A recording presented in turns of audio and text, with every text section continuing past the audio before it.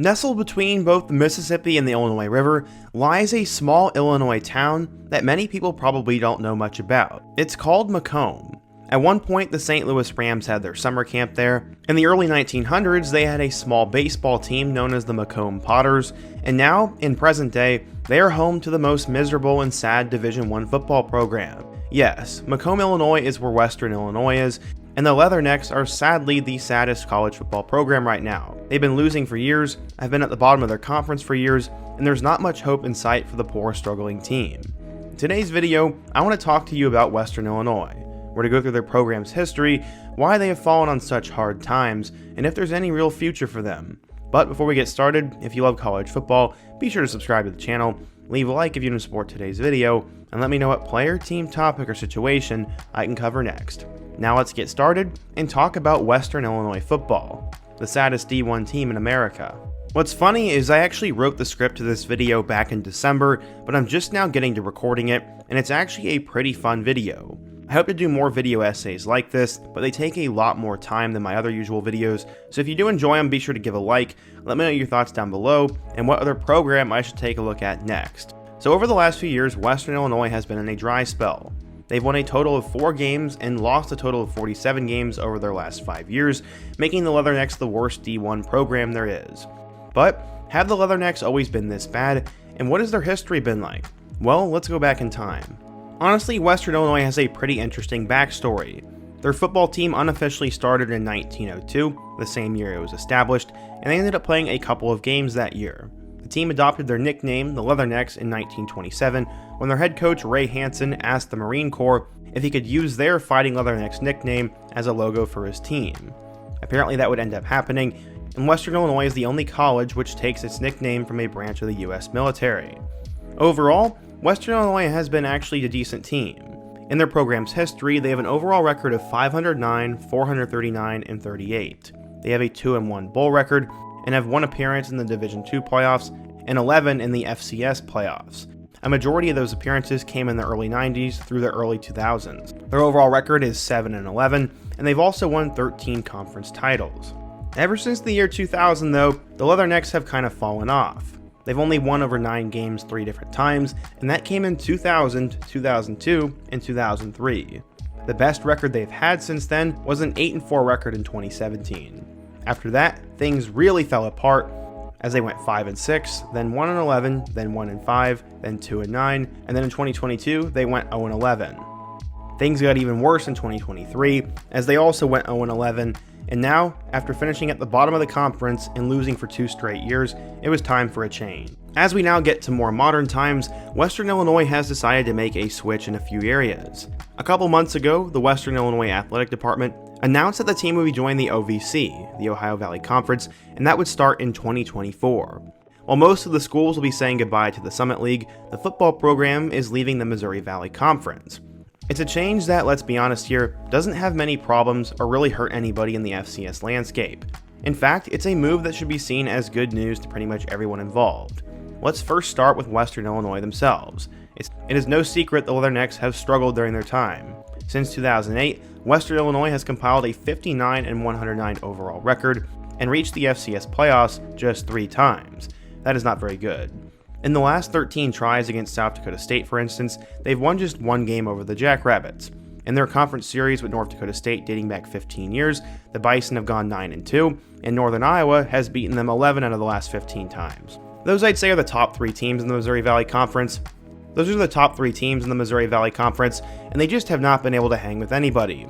It kind of reminds me of Vanderbilt in the SEC, or Kansas in the Big 12 at one point. Transitioning over to OVC play, though, seems like it could be a positive for Western Illinois. For starters, you get rid of North Dakota State and South Dakota State from your schedule every year, and while the Ohio Valley still has plenty of solid teams, there are none that are in the same playing field as those schools. In recent years, the Leathernecks have battled their future conference opponents a couple of times and proved that they could hang around. For instance, in 2017, Western Illinois blasted Tennessee Tech on the road 41-14, and also beat Eastern Illinois both times in a home-and-home series. That is indeed a glimpse of the future, and it's to be a welcome sight for fans in Macomb. On the other side of the coin though, if you're the OVC, you are thrilled to welcome another team to the ranks. Just this year, the league had to join forces with the Big South because membership was becoming a huge issue. Currently, the league just had 6 football playing teams after they lost Murray State to the Missouri Valley, and as the minimum number of teams the NCAA required a conference to have to send an automatic qualifier to the FCS postseason. That would not be good if they went under that limit, and they are happy to have Western Illinois there. The Missouri Valley, meanwhile, will likely remain unchanged and unaffected by this. The Leathernecks have never been a team that gave a conference its power, and since 2019, they've finished last or tied for last each and every time. It's very pathetic. Overall, this is a win-win, and honestly, the Leathernecks and their fans win more than anybody. They're no longer going to be the cellar dweller, and they will get to settle into a new home, play some new teams, and hopefully be more competitive. Honestly, they should experience more trips to the playoff, have a better overall record, see better recruiting, and a better culture should be a commonplace for the Leathernecks. It's also in a conference that makes sense both geographically and competitively, and the school and its supporters have to be super pumped for what lies ahead. One Reddit comment said, quote, "When I was a student there, they were a top 10 team in the FCS and had current NFL players on their roster. Then the school couldn't pay the same rate as South Dakota, and the program has been in a tailspin ever since. The whole university has really fallen on its face, and enrollment is almost half of what it was when I was there. It's hard to run a program in a small town in central Illinois with no money, and some even thought about cutting the football team and just focusing on basketball." Well, we're going to stop him right there, as Western Illinois will make one more attempt to try to salvage their football program. In terms of going back a couple of years to December of 2021, that's when they hired head coach Myers Hendrickson. He ended up spending 3 seasons as a coach at Kentucky Wesleyan, which is an NAIA program, and he went 30-4 there. He's a former receiver for the Western Illinois football team and replaced Jared Elliott, who agreed to part ways in 2021. There was some decent hype for Hendrickson, but as of December of 2023, he would no longer be the head football coach. Sadly, things would go tough for him, as the 34-year-old would go 0-22 in conference play. That was over 2 years, and they ended the season with a 48-6 loss to South Dakota. Their athletic director Paul Bubb said, quote, "After careful consideration and evaluation of our Leatherneck football program, I have determined that a change in leadership is a necessary step to move the program forward. I want to thank Coach Hendrickson for his service to Western Illinois and wish him well in his future endeavors." What's also sad is Hendrickson was a graduate of Macomb High School and was the son of former Western football coach Mark Hendrickson, who led the Leathernecks from 2008 to 2012. So, who did they hire in their place? Well, the Joe Davis era of Western Illinois football has officially kicked off. Who is this guy? Well, he spent 2 years coordinating the offense and also coaching the quarterbacks at Eastern Illinois University. Prior to that, he spent 2018 through 2021 as the associate head coach and offensive coordinator at Albany. He helped the Great Danes set 21 school records in his 4 years there, and he played college football at Adrian College as he was a quarterback there and began his coaching career in Austria in 2003. He also has coordinator experience at Northern Iowa, Shippensburg University, Wheaton College, and Wayne State. Davis inherits a 24-game losing streak, and the Leathernecks haven't enjoyed a winning season since 2017. He said, quote, "One of the reasons I was really attracted to this opportunity is there's been a tradition of excellence in the football program over the years. There have been excellent players, excellent teams, excellent coaches, and that's something that attracted me to this opportunity to be the coach at Western Illinois. I told the players this morning, everything we're going to do here at Western within this football program is going to be based on truth and love.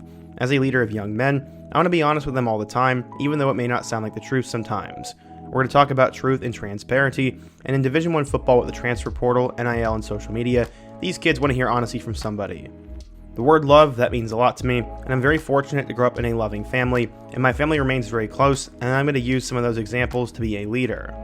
Joe is trying to turn around this sad Western Illinois football program, attract new recruits and players, and hopefully build something for the future. As we look ahead towards 2024, their schedule is quite interesting. In Week 1, they'll open up at Northern Illinois University, which will most certainly be a loss, but at the same time, you can never rule anything out. In Week 2, they will travel just a couple hundred miles east, as they will go to Bloomington, Indiana to face off with IU. If IU loses this game, that is going to be absolutely atrocious, but Western Illinois will get a chance to play 2 early road games and hopefully get some decent experience as they head back down to FCS play. After that, they'll finish the road trip with a game at Illinois State, and I expect them to be 0-3 through those first 3 games. After that, though, things could be a little bit different. The first team they play is McKendree University, and that'll be their first home game, and then they go at Charleston Southern. From there, they play UT Martin at home, Tennessee Tech at home, and then go play at Lindenwood. Honestly, they should at least be able to win 2 of those games, and then they'll finish the year with Eastern Illinois, Tennessee State, SEMO, and Gardner-Webb. Again, I'm going to be honest here, I'm not really too familiar with how the OVC and how those programs typically are, but they're going down a level and they have a new coaching staff, so I assume that they're at least going to be more competitive this year. If I had to bet, I'm going to say Western Illinois ends up going 3-9. I don't know where those wins come from, but with them stepping down a level of competition, there's no reason to expect them to at least win a couple of games. Again, I don't really know, and if you're a Western Illinois or an FCS fan, let me know your thoughts down below. So yeah, today I introduced you to the worst Division I football program in the country, the Western Illinois Leathernecks. Hopefully they get a lot better under Joe Davis, and we'll just have to wait and see. But what do you guys think? If you're a Western Illinois fan, what do you think of the future of the program? Should I do more videos on programs like this? And before you go, don't forget to also leave a like, subscribe if you're new, and check out all my other videos on the end screen. Hope to see you guys again soon, but until next time, peace.